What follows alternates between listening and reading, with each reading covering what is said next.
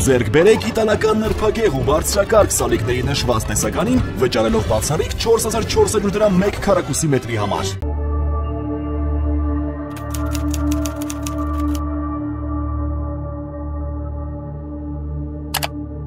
Ողջույն հարգարժանտիկներ եւ պարոնայք, խոսենք մի շարք իրադարձությունների մասին ըստ էության։ Հայաստանում գործող ռուսական 5-րդ շարասյունը եւ 6-րդ պալատը նեղվում է, երբ իրենց հենց այդպիսին որպես արդեն բացահայտել են եւ երեսներով են տալիս։ Իհարկե նեղվում են ոչ թե նրանից, որ իրենք 5-րդ շարասյան եւ 6-րդ պալատի ներկայացուցիչ են, այլ որովհետեւ ռուսական են։ Այո, դե նեղվում են։ Կոմֆորտ չէ, որովհետեւ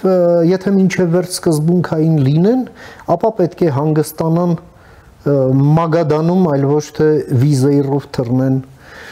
Եվրոպա եւ այնտեղ ժամանակ անցկացնեն։ Եթե էլի սկզբունքային լինեն, ապա պետք է վատնիկ հագնեն, այլ ոչ թե եվրոպական արտադրանքի մի ինչ-որ կոստյումներ։ Դե կամ էլ մեքենան էլ պետք է լինի, ասենք, բուտկա Մոսկվիչ, այլ ոչ թե, ասենք, ինչ-որ գերմանական, ճապոնական կամ այլ մեքենա։ Եվ այդպես շարունակ։ Հետևաբար, այո, պետք է մի քիչ քողարկել։ Բանակներում դա կոչվում է ռազմավարական քողարկում։ Եվ ինչու է կայանում իրենց այդ ռազմավարական քողարկումը, թե մենք այդքան էլ ռուսական չենք, մենք Ռուսաստանի այնքանով ենք լոյալ, որքան, ասենք, Թրամփը եւ նրա վարչակազմը։ Եվ մենք նույն արժեքներն ենք կրում, ինչ Թրամփի վարչակազմը։ Իհարկե, այստեղ մեծ խաբեություն կա, որում գրպանահատության աստիճանի, այնուամենայնիվ փորձենք հասկանալ ինչ են խոսում սրանք։ Դե ասում են, տեսեք, այդ մարդիկ հավատքին ինչ կարևորություն են տալիս, մենք էլ ենք տալիս, օրինակ, Պատրիարք Կիրիլը, տեսնում եք ինչ քրիստոնյա է, դե մենք էլ մեր քրիստոնեությունն էլ դա է։ Դա ասում են այդ Կիրիլի լոյալիստները, լինի դա հոգևորականներ, թե ոչ հոգևորականներ։ Ընդ որում եկեղեցին էլ առանձնացավ մի խայտառակ հայտարարությամբ, թե մեր Կիրիլին ձեռք չտաք, երբ որ նա Մեհրիբան Ալիևային քրիստոնեական շքանշանով պարգևատրեց ավանդական արժեքները պահպանելու համար։ Եվ ավանդական արժեքներն էլ եւս, այո,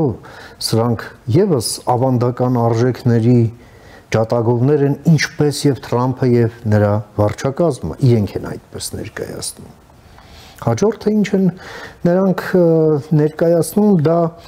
աշխարհակարգի նկատմամբ վերաբերմունքն է, հա, Թրամփի այդ մագա շարժման առանձին ներկայացուցիչներ բավականին թշնամական ռետորաբանությամբ են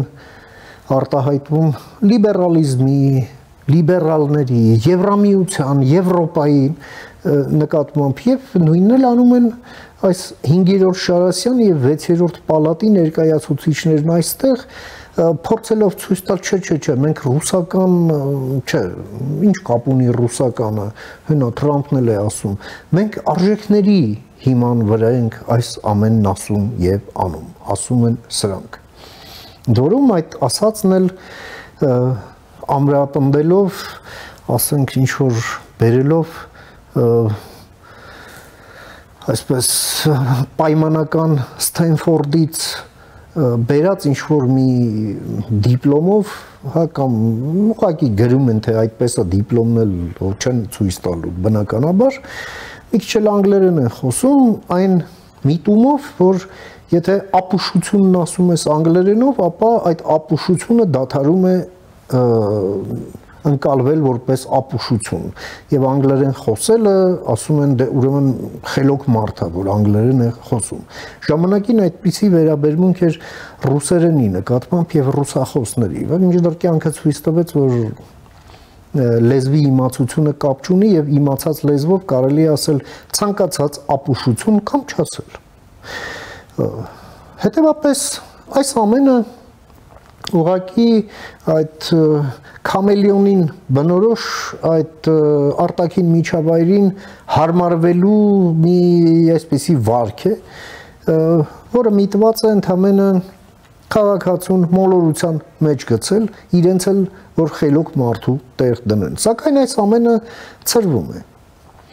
Իհարկե, սրա հիմքում էր Թրամփի վարչակազմի այդ սիրախաղը Պուտինի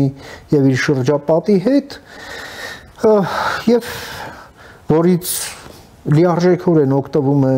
թե Ռուսաստանի ղեկավարությունը, թե ռուսական պրոպագանդան,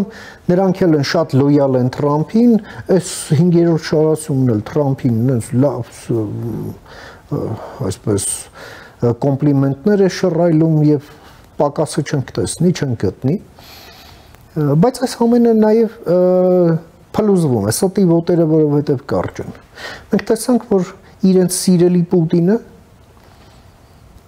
իր կողմից իսկ առաջարկված բանակցություններից առաջի փախչողն է, ուղղակի։ Շատ պարզ պատճառով, որովհետև ինքը սովոր է խոսել միայն այն մարդկանց հետ եւ այդ մարդկանց ներկայությամբ, ովքեր ականջները կախ պատրաստ են իրեն լսելու։